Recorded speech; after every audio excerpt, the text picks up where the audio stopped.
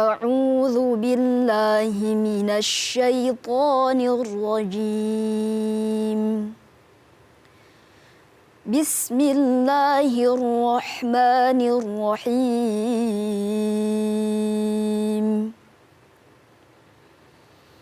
يا أيها الذين آمنوا اذكروا نعمة الله عليكم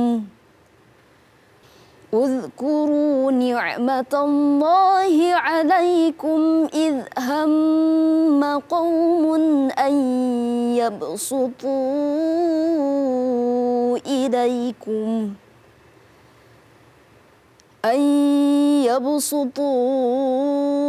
إليكم أيديهم فكف أيديهم عنكم واتقوا الله وعلى الله فليتوكل المؤمنون.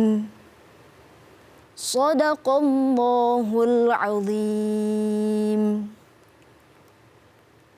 Aku berlindung kepada Allah dari godaan setan yang terkutuk dengan menyebut nama Allah yang Maha Pengasih lagi Maha Penyayang.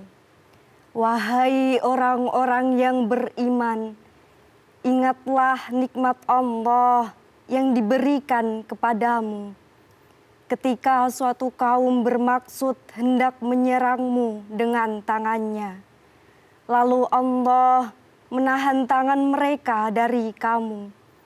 Dan bertakwalah kepada Allah, dan hanya kepada Allah lah hendaknya orang-orang beriman itu bertawakal. Maha benar Allah atas segala firman-Nya.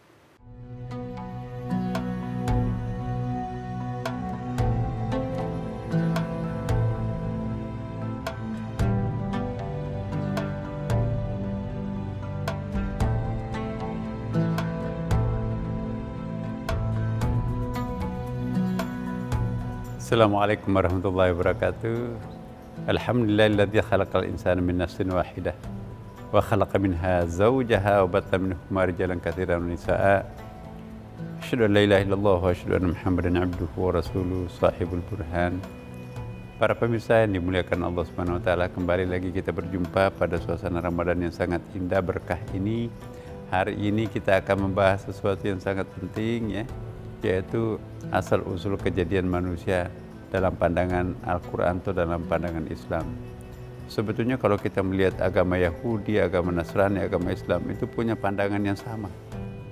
Semua mengenal istilah manusia pertamanya itu dalam Adam. Cuma di sana disebut Adam, istrinya Eva. Kalau kita dalam Islam, Adam, istrinya Hawa. Sama sih. Ya cuma bedanya beda-beda sebutan sih sebetulnya. Nabi Nuh di sini, Nuh di sana, Nabi Sulaiman di sini, di sana Salomon, Ibrahim di sini, di sana Abraham.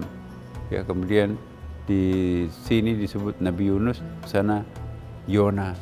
Di sini Daud, di sana David. Di sini Nabi Isa, di sana Yesus. Di sini Nabi Musa, di sana Moses. Di sini Jibril, di sana Gabriel.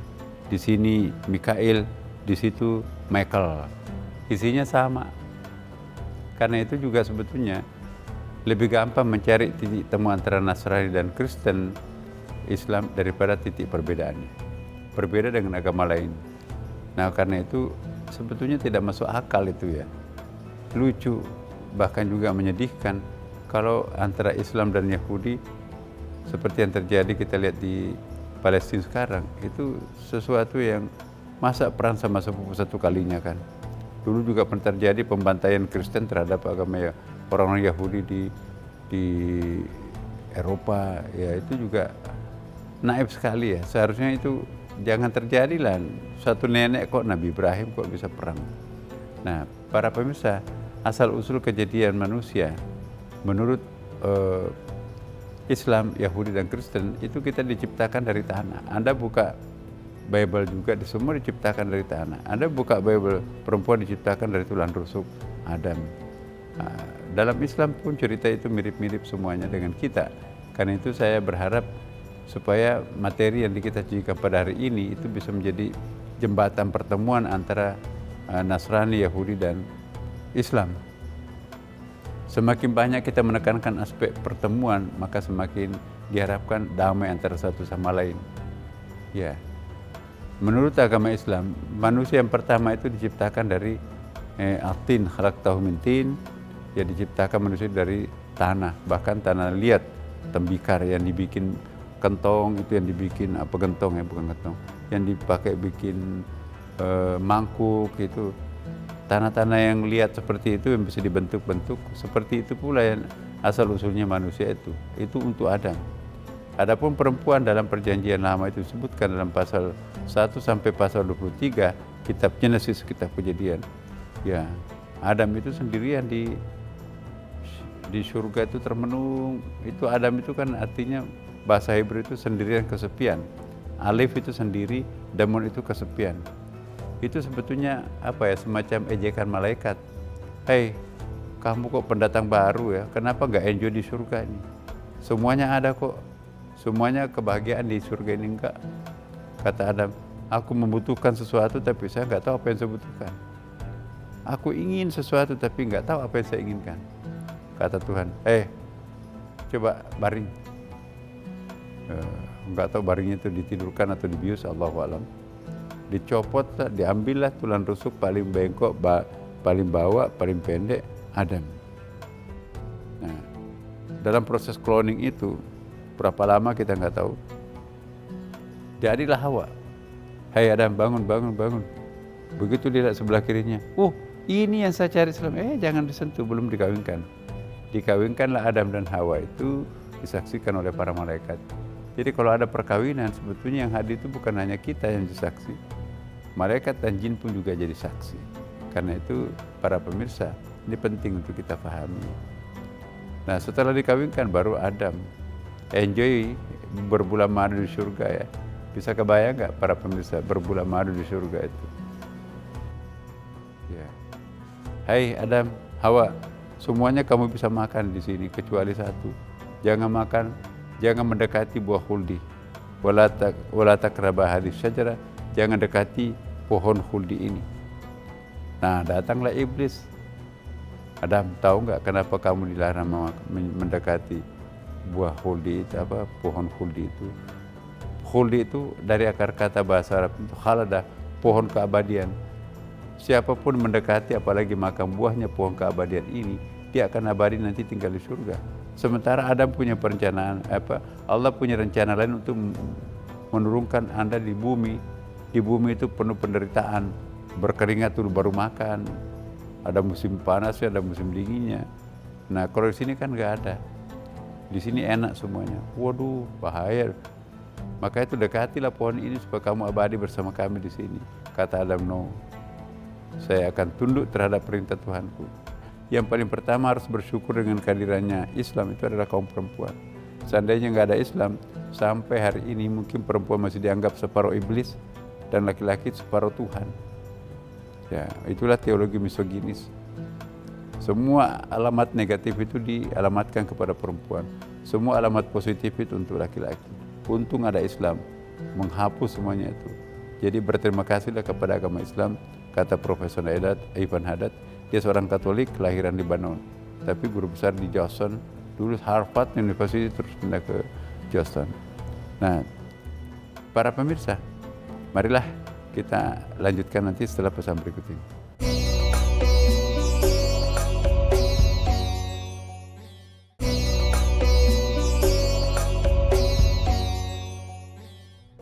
Para pemirsa, manusia itu ciptaan yang paling terakhir dan juga merupakan ciptaan yang paling sempurna, ahsani taqwim. Jadi Allah menciptakan manusia terakhir karena memang akan dipersiapkan menjadi khalifah di muka bumi ini. Ni ja'ilun fil ardi khalifah, aku akan menciptakan pendatang baru namanya manusia sebagai khalifah. Apa itu khalifah? pengganti Tuhan, semacam pemimpin alam semesta lah begitu. Kenapa kok manusia diminta untuk menjadi pemimpin alam semesta? Kenapa bukan malaikat? Bahkan malaikat itu mempertanyakan juga. Ya. Wa idh qala rabbuka lil malaikati inni ja'ilun fil ardi khalifah. Ingatlah ketika aku akan menyampaikan pendatang baru namanya manusia. Berkatalah para malaikat, ya, kenapa engkau akan menciptakan manusia pendatang baru itu dan menjadikannya sebagai khalifah? Bukankah manusia itu nanti akan melahirkan kerusakan alam dan pertumpahan darah? Sementara kami ini yang paling aktif menyembah kepadamu, mengagungkan namamu. Tuhan menegur, inni a'lamu ma la ta'lamun, aku lebih tahu daripada kalian. Jadi manusia itu memang diciptakan Allah untuk menjadi khalifah. Apa itu khalifah? Yaitu menjadi pemimpin alam semesta, termasuk menundukkan binatang, tumbuh-tumbuhan, menundukkan semuanya. Tapi manusia ditundukkan alam semesta kepadanya, tidak boleh melampaui batas. Kapan manusia melampaui batas, berarti itu alam ini nanti tidak akan tunduk lagi kepada manusia itu. Nah, itu banyak yang terjadi kan. Manusia melakukan kerusakan alam. Apa yang terjadi berikutnya? Laut yang tadinya sangat berjasa mengantarkan kontainer ke tempat yang jauh, karena pesawat itu terlalu berat untuk itu kan. Tiba-tiba laut itu berubah menjadi tsunami. Ya, menggulung semua tempat-tempat hunian seperti yang pernah terjadi di Aceh dan sekitarnya kan. Angin yang tadinya berfungsi penyerbukan tiba-tiba berfungsi untuk menjadi puting beliung, meluluhlantakkan semua yang dilaluinya. Ya. Kemudian selanjutnya sungai yang tadinya itu sangat menghiasi tiba-tiba banjir bandang. Gunung yang sangat indah tiba-tiba longsor menimpah manusia itu sendiri. Jadi inikah arti dari sebuah lagu dari Ebit G. Ade itu kan? Mungkin alam sudah mulai bosan bersahabat dengan kita kan? Nah, jadi hati-hati. Kalau manusia tidak mampu mengendalikan dirinya, proses kiamat ini akan terjadi lebih cepat. Tapi kalau manusia mampu mengendalikan dirinya, tertunda kiamat ini. Darar fasadu fil barri wal bahr bima kasabat aydin nas. Rusak daratan dan lautan ini karena tangan-tangan jahil manusia.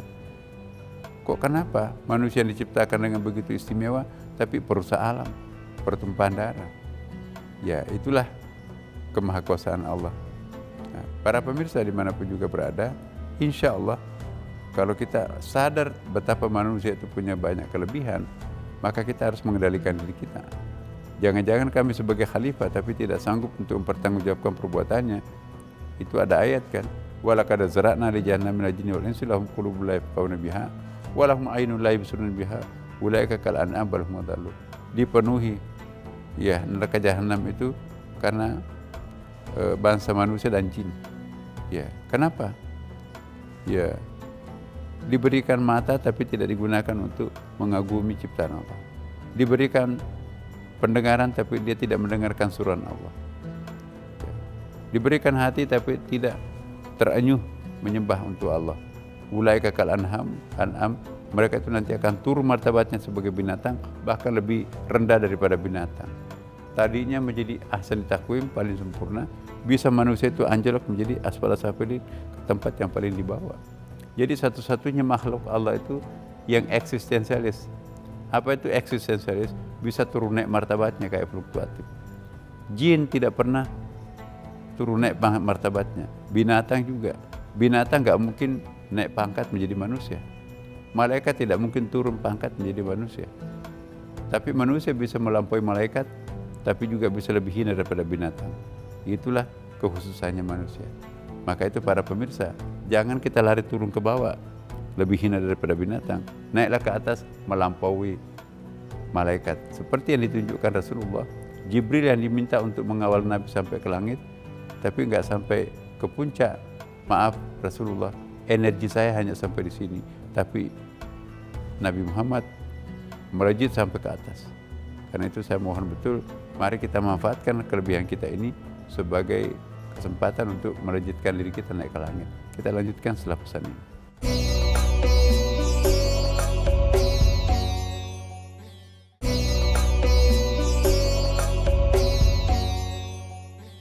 Para pemirsa, nah sekarang kita menjadi manusia nih. diberikan keistimewaan hasil takwim, bahkan bisa menundukkan alam semesta, bisa menebang pohon. Nah, jadi kita berharap betul supaya manusia itu tahu diri. Manusia itu pemakmur alam, bukan perusak alam. Manusia itu penyembah. Wa ma khalaqtul jinna wal insa illa liya'budun. Manusia itu diciptakan untuk menyembah Allah. Nah, kalau kita tidak mampu mengindahkan amanah ini, itu bisa terbalik. Bukan manusia paling istimewa, tapi bisa menjerumuskan diri lebih hina daripada binatang. Nah, kewajiban kita apa? Untuk beragama Islam ya puasa seperti hari ini kan. Kemudian kita sholat, ya mengeluarkan zakat. Jadi kita juga perlu menunaikan semua kewajiban yang diminta oleh kita, memperbaiki hubungan dengan tetangga, bersilaturahim dengan anak yatim piatu fakir miskin, cari ilmu sampai di tanah Cina. Mari semuanya kita sadar betul bahwa kehadiran kita di bumi ini bukan gratis. Seenak-enaknya kita akan melakukan apapun. Tetap kita harus membayar kosnya, keluarkan zakatnya, infaknya, sedekahnya, jariyahnya, ya usyurnya, humusnya, apalagi jizyahnya, apalagi mudarabahnya, musyarakahnya, wadiahnya, titipannya dan seterusnya kan. Jadi pundi-pundi kemanusiaan ini harus dibagi kepada orang yang membutuhkan. Jangan menikmati sendiri rezeki yang diberikan, tapi membiarkan orang fakir miskin itu tidak makan. Itu tidak sempurna sebagai manusia itu. Kita bukan binatang. Binatang itu tidak tenggang rasanya tuh. Coba kita lihat di film-film animal itu kan. Si raja hutan itu ada. Gak kenal anak yang baru lahir. Ya anak sapi yang baru lahir diterkam oleh harimau. Enak aja, padahal ada orang yang setengah mati mengandung, setengah mati melahirkan. Dengan begitu gampang menyantapnya anak kijang itu, induk kijang itu. Ya itu binatang. Gak ada hukumnya itu. Nah kalau manusia gak boleh, kita ada hukum syariah. Ya. Orang setengah mati menabung untuk beli mobil, dipalsukan kuncinya, dibawa kabur mobilnya. Itu gak adil kan. Orang setengah mati membesarkan anaknya, dibunuh. Itu gak pantas. Nah, manusia tidak boleh mencontoh hewan.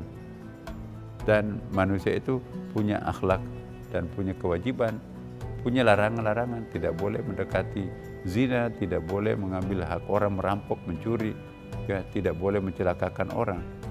Nah, apabila manusia mengindahkan pesan-pesan Tuhan seperti ini, maka manusia itu akan sempurna, bahagia di dunia, nanti surga yang menjemputnya di akhirat. Apakah binatang masuk surga?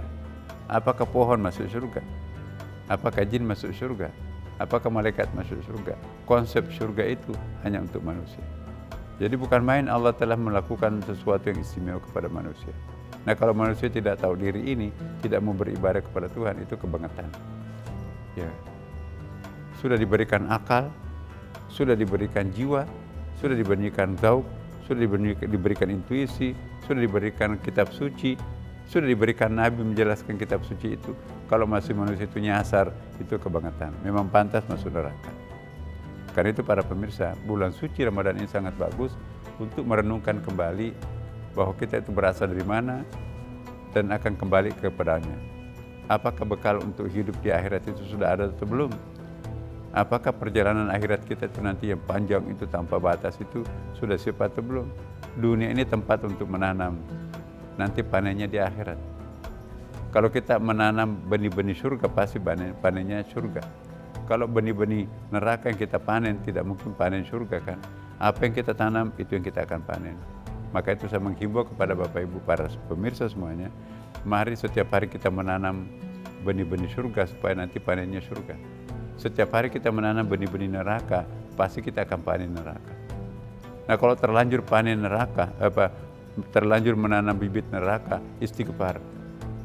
Taubat kepada Allah. Ya Allah, matikanlah bibit-bibit unggul neraka itu. Gantikan bibit surga. Insya Allah kita akan menjadi manusia paripurna. Inilah yang kita harapkan. Bahagia kita di dunia dan insya Allah juga bahagia nanti di akhirat. Mau kan Bapak Ibu sekalian? Ya pasti mau dong. Maka itu bulan suci Ramadan ini jangan disia-siakan. Ini kan ladang amal yang paling bagus nih. bulan suci Ramadan ini setiap hari, setiap malam Allah memberikan anugerah yang luar biasa, pahalanya berlipat ganda. Mari kita banyak mengaji, mari kita memperbaiki relasi kita dengan tetangga, fakir miskin, anak yatim piatu, kelompok mustadafin. Mari kita membangun komunikasi lebih intensif dengan kedua orang tua kita, orang yang pernah membesarkan kita, guru-guru kita, bahkan murid-murid kita. Kalau human relation ini bagus, maka insya Allah benar-benar di akhirat nanti itu kita akan panen surga. Makin banyak tanaman surga yang kita tanam di bumi, maka banyak panennya nanti di akhirat. Tapi kalau ada kebun prakteknya, di dunia ini tanaman nerakanya banyak, di sana juga ada tanaman surganya banyak, ya terserah Allah. Kalau 50-50 nanti sama beratnya itu, Allah yang Maha Pengampun.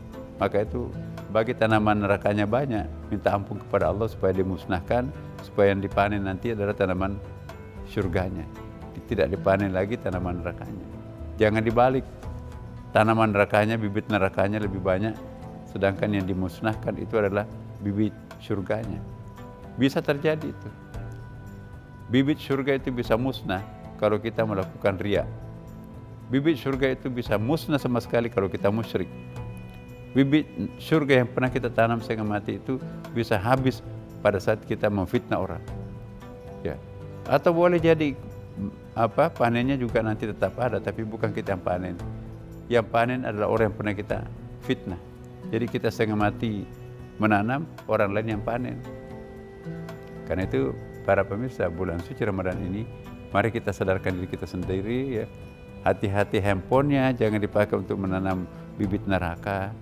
Gunakan handphonenya menanam bibit surga, ya kan.